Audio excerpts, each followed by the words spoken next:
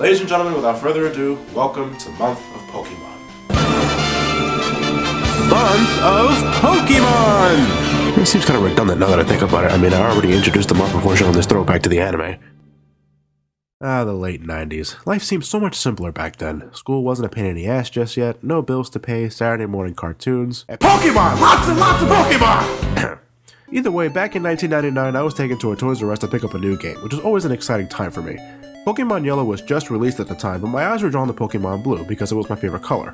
That and one of the preset names for the main character was John. See? Like it was meant to be. In order to complete your collection, you would need to link up with Pokemon Green and collect that version's exclusive Pokemon, and vice versa. If you had a friend who was just as into Pokemon as you were, then this would be no problem. But if you were all alone, you would need to invest in 2 Game Boys, a link cable, and both versions of the game in order to complete the collection. That was pretty much me. Even though I had plenty of friends in middle school who also played Pokemon, not a single goddamn one of us sported a link cable. It was quite sad, actually. Though you're free to give the boy a name of your choosing when the game starts, this character would eventually be known as Red since... well, I don't know actually. Why is he called Red? Is it because his debut was in Pokemon Red and Green? Is his full name Red Green? I'm not kidding here, I'm actually really curious.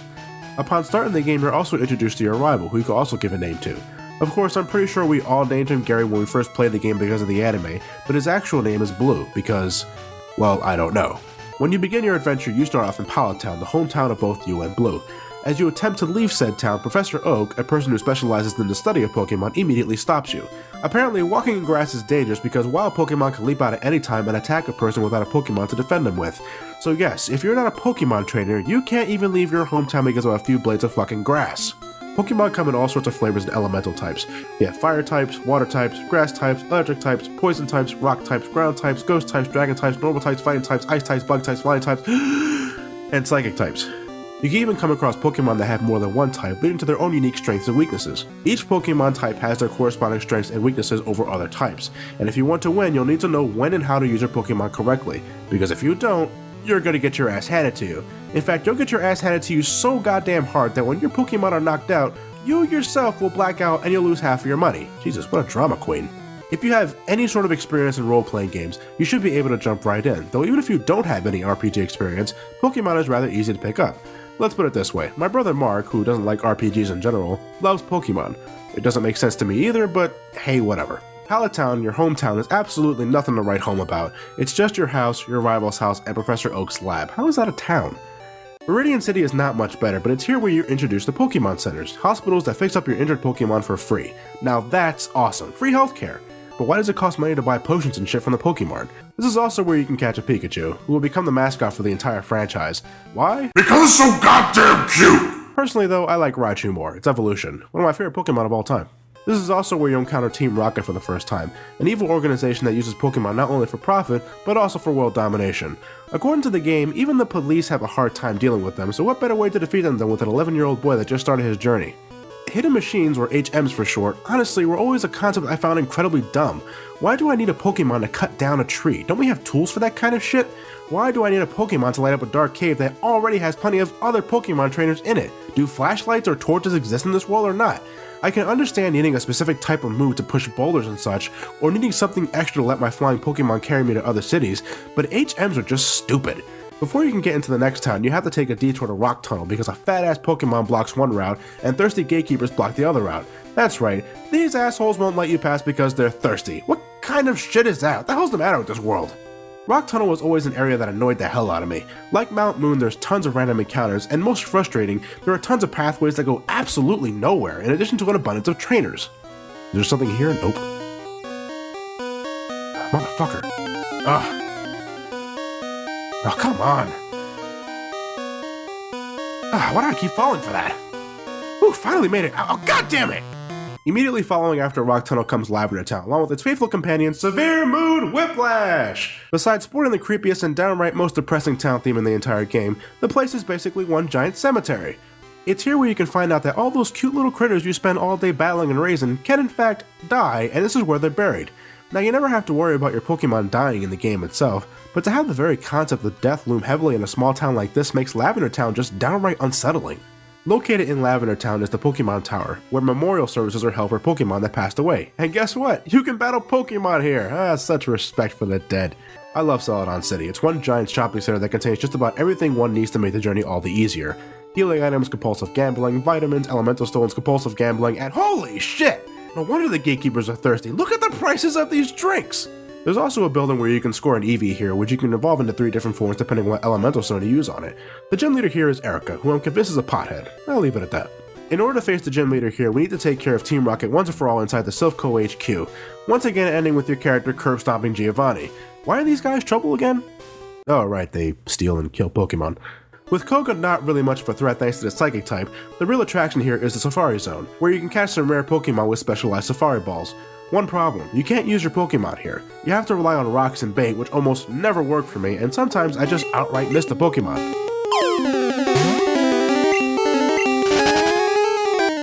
Fuck. The final gym leader is back at Viridian City, who turns out to be none other than Giovanni himself, the soon-to-be former leader of Team Rocket.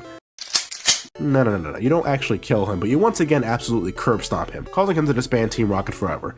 An entire criminal organization defeated by the hands of an 11-year-old, only in Pokemon. You couldn't access this place beforehand because some asshole wouldn't let you, but that was then, this is now.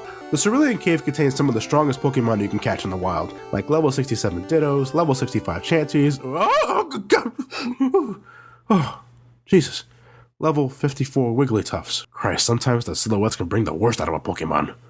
But the main attraction here is without a doubt the most powerful Pokemon in the game, Mewtwo, a genetically engineered Pokemon that has a bad attitude.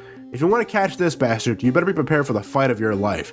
Mewtwo can take one hell of a beating and it can heal itself. You better have a lot of Pokeballs on standby. Or you could just use your one-of-a-kind Master Ball, don't blame me.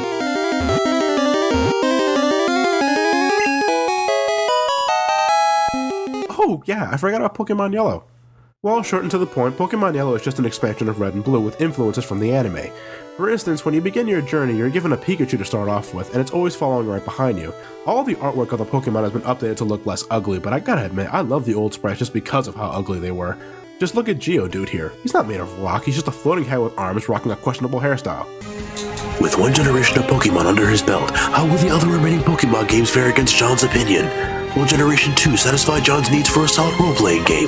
Only time will tell whether or not these games are— Dude, I already understand the other generations do a much better job. There's no need for the suspense.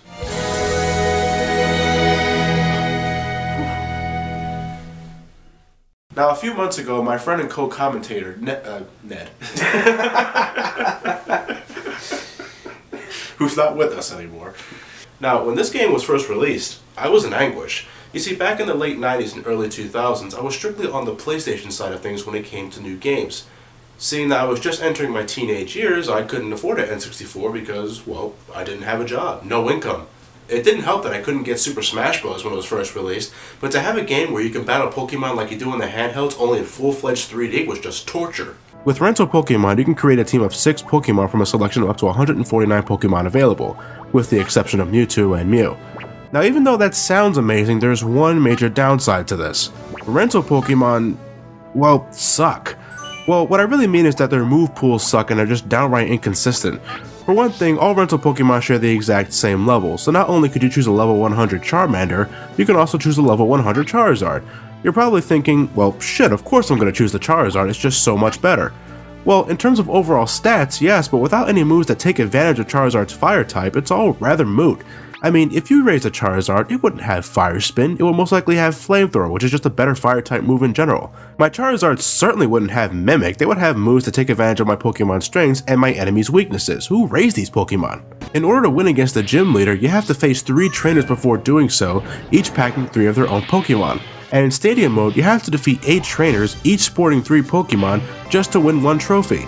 That means if you want all the championship trophies in, say, the Prime Cup, you have to win 32 trainer battles, which equates to 96 individual Pokemon battles. That's just tiring. There's also a gallery where you can take pictures of your favorite Pokemon. It's not much, but did Flareon just shake its ass at me? Did Nidoqueen just shake her assets? Anyway, if you want, you can take your pictures to your local Blockbuster and print them out at the game station. Oh, wait. What else can I look at? Ugh. Stupid doll.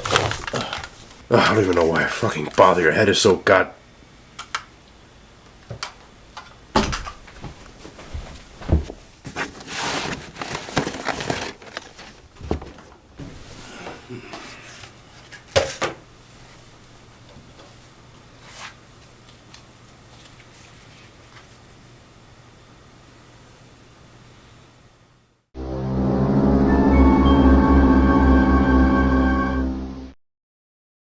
we're going to do a month of Pokemon, there's no way in hell I can complete it without talking about one of the other major aspects of my childhood, the Pokemon trading card game. Sure, there was. You just didn't want to. You just wanted to cut corners. Yeah, pretty much.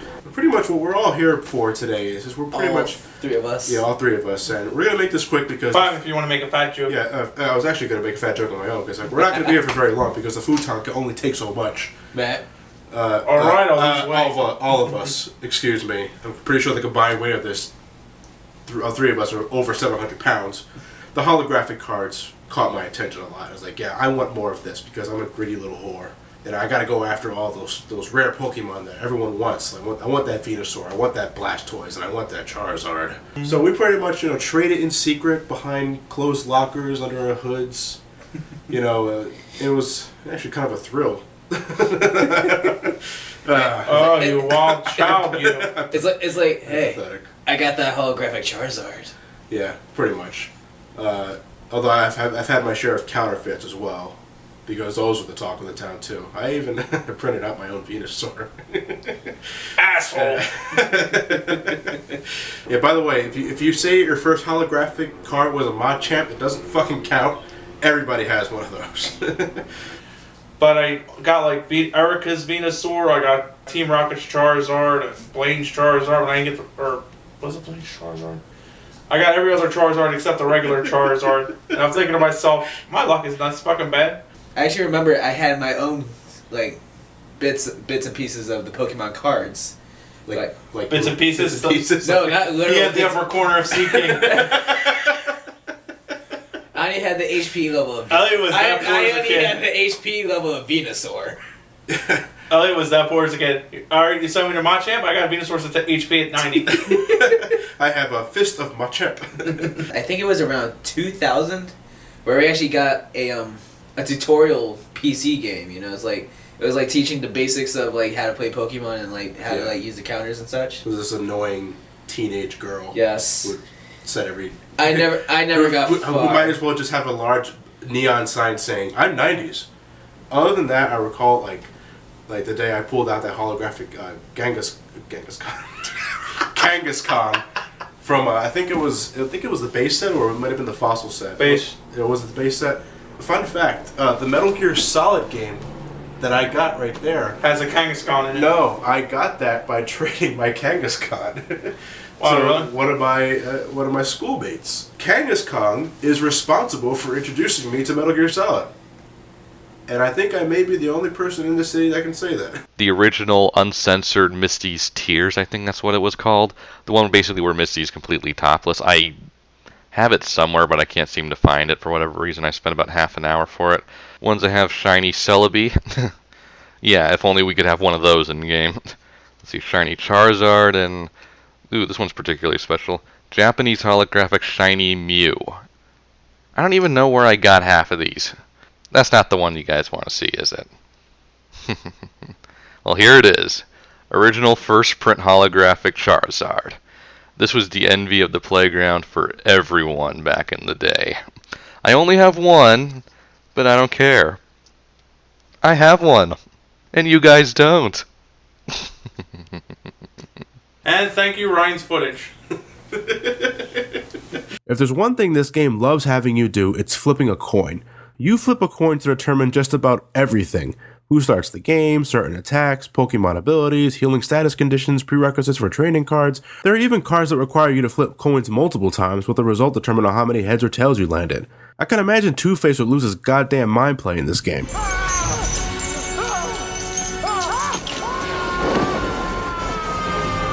So now that we're done with this, can we go back to Yu-Gi-Oh, man? Second. Sacrifice. Jinzo. Move a light and a dark. Blackluster Soldier. Envoy of the Beginning. Attack for game. I have fucking 3 ancient Mews. Why do I have so many of these?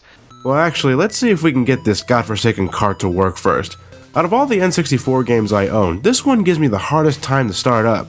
Even after extensive cleaning with a Q-tip and some Windex, the game barely works, and I have to be careful not to accidentally move the console, or else the game might freeze. Ever had that happen to you? I could barely play Majora's Mask because of shit like that.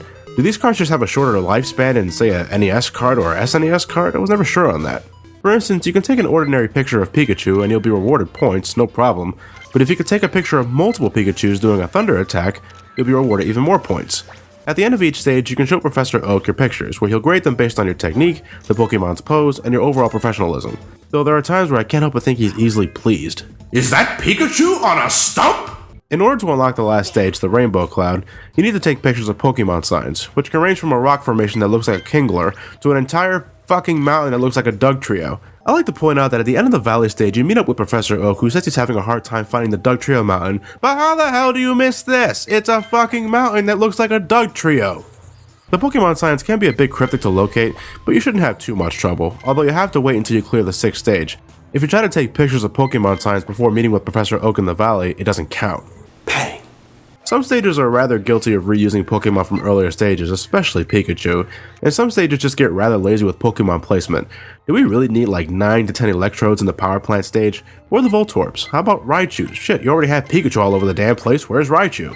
Pokemon Snap, while not an incredibly deep game, is still a rather fun distraction, although it shouldn't take you more than 2 hours to fully complete it. There are high scores you can attempt to beat, but for me, as soon as I capture that last Pokemon on film, I usually just turn it off. Give it a shot if you're a curious enough Pokemon fan. Well then, that was okay, but nothing amazing. I'm gonna play something else. I'm not sure what.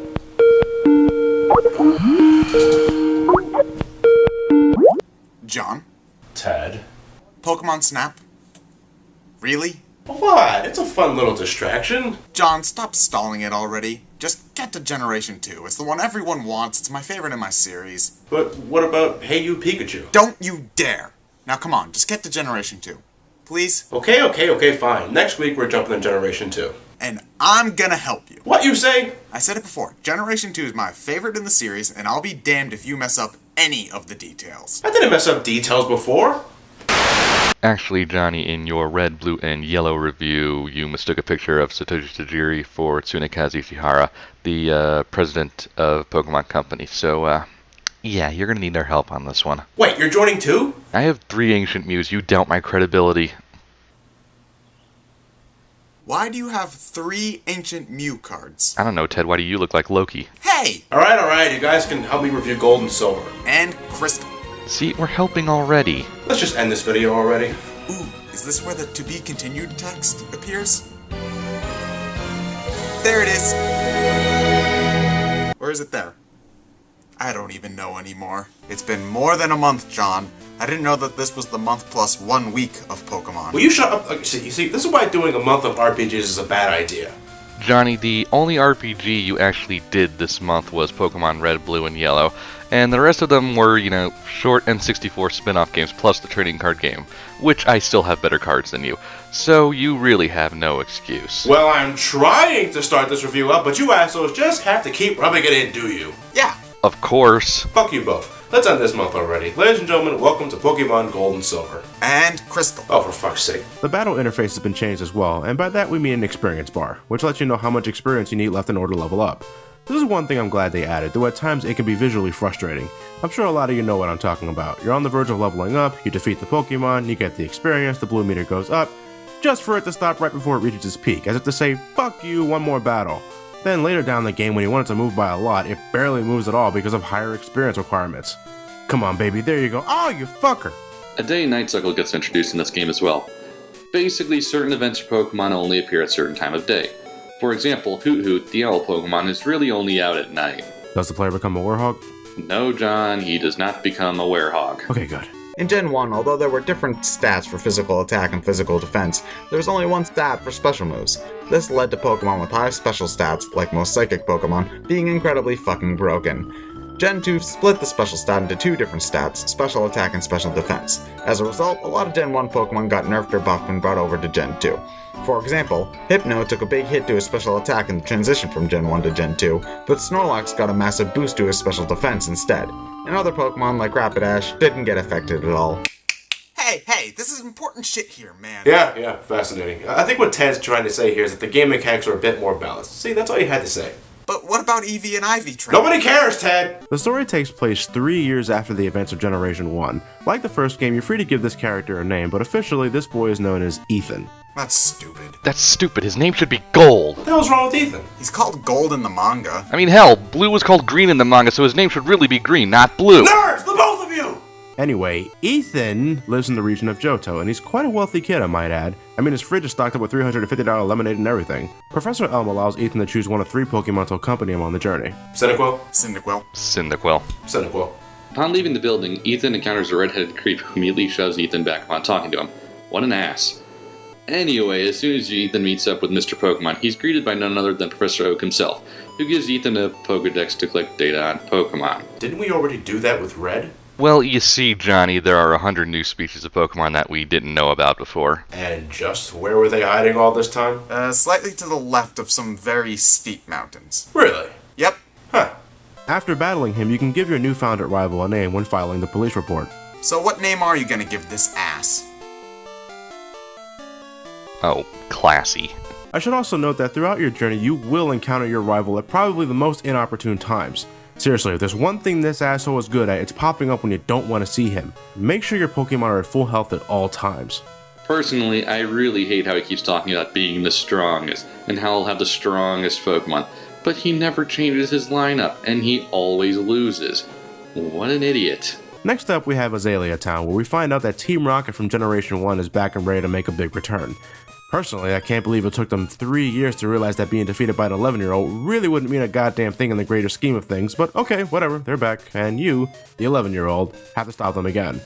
The gym leader here is Bugsy, who has Bug-type Pokemon at his disposal. I think you mean at her disposal. Yeah, I'm pretty sure that's meant to actually be a guy. I don't know. I mean, fuck it. Bugsy has Bug-type Pokemon at its disposal. There's a lot of new ways Pokemon can evolve in this game. Sometimes certain Pokemon can only evolve on a particular time of day, and some Pokemon won't evolve unless it's happy enough with its trainer.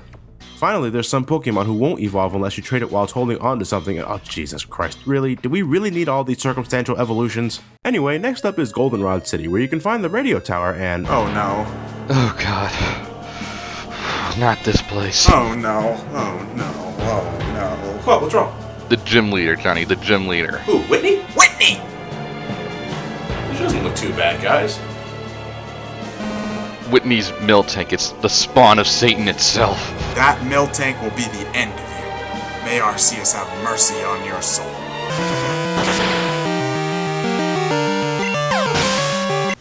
Okay. Lucky bastard. Well, I guess it didn't have its coffee this morning. It just might not be in the mood. Well, the leader of the next gym in Ecruteak City, Morty, is just as bad. His Gengar is the stuff of nightmares. No pun intended, I swear. He'll constantly use hypnosis to put your Pokemon to sleep, use Dream Eater to heal itself, it has a shit ton of special attack, and... How the fuck do you keep doing that? I love Kadabra. Hey, doesn't Morty's sprite look like Solid Snake? To the left of Ecruteak City awaits Olivine City, where you can find this giant lighthouse that's powered by a single Pokemon. Wait, one Pokemon manning a 24-hour shift? That sucks. Must have forgot to join the Poke Union or something. I mean, hell, when we meet it for the first time, it's sick. They're making it work 24 hours a day, even when it's, not feeling well. You know, there should really be an activist group that fights against shit like this. Nothing wrong could ever come from that, right? When you deliver the cure to the sick Pokemon, you can finally face off with Jasmine, who specializes in the new Steel type. She also has what's probably the best gym in the entire game. No trainers, no gimmicks, just you and her. Thanks, Jasmine, but that Pokemon at the lighthouse is still overworked. Bitch. Shiny Pokemon are incredibly rare recolors of Pokemon. If you ever happen to run into one, catch it. The alternate color doesn't really do anything, but it looks cool, and it's one of the ultimate bragging rights for a Pokemon enthusiast. They changed how it works in Gen 3, but for Gen 2, the wild Pokemon's IVs, or individual values, have to match up to an incredibly specific set in order for it to be shiny. You can increase your odds with some overly complex and tedious breeding chains, but the chances of finding a shiny Pokemon normally in the wild are 1 in 8,192. Hey look, there's one right there! Well, I have like 9 in my entire career, so they can't be that hard to find. I mean, how many do you have, Ted? 1. The red Gyarados doesn't count. It was a shiny Donphan. Donphan. Fuck both of you. After dealing with Team Rocket inside their secret base in Mahogany Town, you can battle the town's gym leader, Price, who uses Ice-type Pokemon, which you can easily destroy with a Fire-type Pokemon. Typhlosion? Typhlosion. Typhlosion. Palava. Close enough. But it turns out Team Rocket is not exactly done yet. As soon as you drive them out of Mahogany Town, they immediately hijack the radio tower in Goldenrod City, where you can find out that they're searching for Giovanni, their boss from Generation 1, via a radio signal. That's right, this criminal organization is so out of whack they spend all their time, energy, and resources just to attempt to contact their former boss, who may or may not be listening in. I'm beginning to see why an 11-year-old could beat them last time. And that was with Giovanni. Alright, we have all 8 badges, time for Legendary hunting! Pardon? Yeah, Johnny, it's time to get some legendary Pokemon, the best ones in the game. I don't care about those. But you have to. Come on, it won't take that much time at all. Alright, fine. Yes, like Generation 1, there's also special one-of-a-kind Pokemon you can catch if you're lucky enough. Generation 2 was the first game to feature the legendaries on the cover of the games, something each subsequent generation will follow with. First, we have Ho-Oh, which... oops. You killed it! You idiot! Sorry. Well, we still have Lugia, which... oh. Stop doing that! Are you doing this on purpose? I can't help it, I'm too strong. Well, nah, don't even bother. Huh? Yeah, it's time to get some roaming legendaries. Roaming legendaries? Not only do you have to chase these fuckers, but you can't even track them with the Pokedex until you run into them for the first time, which is completely luck-based. Be prepared to spend hours on these assholes. And holy fuck is he not kidding. Wanna know why this review took longer to release than the others? These assholes. I spent 4 hours looking for these motherfuckers just to have footage of them. And now I'm gonna make them faint. What?! What is your damage, John? Feel that earthquake, baby. With all 8 badges in your collection, we can finally head into the Pokemon League at the Indigo Plateau. That's right, all the way back in Kanto. Well, actually, Kanto is just slightly towards the right of your hometown, which really makes me think why it took these guys 3 years to discover 100 new species of Pokemon. I mean, just what exactly was going on during that time? You know, I can't help but feel that was too easy. Oh, that's okay, Johnny. Well, you're only halfway there. What? That's right. Upon beating the Elite Four at the Indigo Plateau, you can explore the rest of Kanto from Pokemon Generation 1. Really? Sweet. I mean, look at Lavender Town. The Pokemon Tower, where hundreds of dead Pokemon were laid to rest, has been converted to a fucking radio tower. Sure, they moved the bodies to Mr. Fuji's house, but still, respect much. And look at Cinnabar Island. Someone must have let Missing No loose again because the whole place is gone.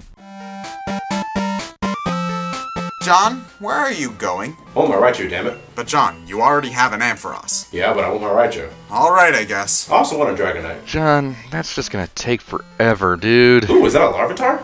I think I'll raise it into a Tyranitar. What is wrong with you? I can't exactly explain it, but every time I enter Kanto and Gold and Silver, I feel like starting with a new team, with some exceptions, mind you. But the thought of making a new team with Pokemon from a generation I loved was always a fun time for me. Hey, it's me from Generation 1! That's right, the final opponent of Generation 2 is none other than Red himself, packing the highest level Pokemon in the entire game.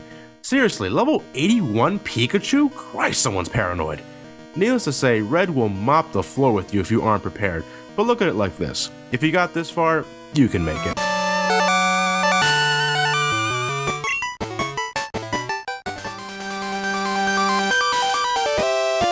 Well, it's finally over, guys. Did you really need to raise a Tyranitar? Oh, I can't help it. I'm a power-hungry whore. Overkill doesn't even begin to describe it, John. Would you two just give your final thoughts already? I personally really liked Violet City's theme, the Kanto Gym Leader remix, as well as the Final Battle remix, of course. Well, I like the whole soundtrack in general, really. There's the Rival Battle theme, the Bike theme, Route 38 and 39, Lake of Rage, the Surfing theme, Lance and Personally, this is where my Pokemon peak had ended. I spent so much time playing this generation, I was quite frankly Pokemon'd out. I'm serious, I completely skipped over Generation 3 when it was first released with the exception of Fire Red and Leaf Green, and I didn't pick the series back up until Pokemon Platinum was released years later. Are we done now? Yeah, just about. Well, John, what about that other game? What game? So yeah, after the release of Generation 2, a sequel to Pokemon Stadium was released. It makes sense, with new Pokemon introduced, it's only natural that they would do something like this. Well, firstly, I'd like to thank Will for donating this game to me at the Too Many Games Expo. I seriously didn't expect that, and he's an awesome person for doing so. Thing is, guys, the more I think about it, the more pointless it seems for me to review it. Thanks to Matt, I was finally able to borrow the transfer pack so I can transfer my team from Gold, Silver, or Crystal to the Nintendo 64 so I can get the full experience. But guess what? All of the battery backups on these cartridges are dead. You believe that shit? Now are we done? Come on, John, it was fun, wasn't it? Well, I had fun, yeah. It's just that reviewing Pokemon games is draining, especially in a month's time. So what will you do now? I don't know. Not sure yet. I should probably get to Arkham City now. How about a month of Kirby then? Please, like that series is worth dedicating an entire month to. What did you say? I'm not doing a month of Kirby. Doesn't deserve one. Oh boy, here we go. Oh, shit. No one. This is Kirby. John, I challenge you to a Pokemon battle. No. Yes. No. Yes. No. Yes. Oh, what did you just battle already? Fine. Ted, get ready to be schooled. I hope you guys enjoyed the month of Pokemon. I hope you guys stay tuned for more reviews. Batman Arkham City is coming up next. In the meantime... Bring it on, bitch. Oh, it'll be my pleasure, Loki. Let's go.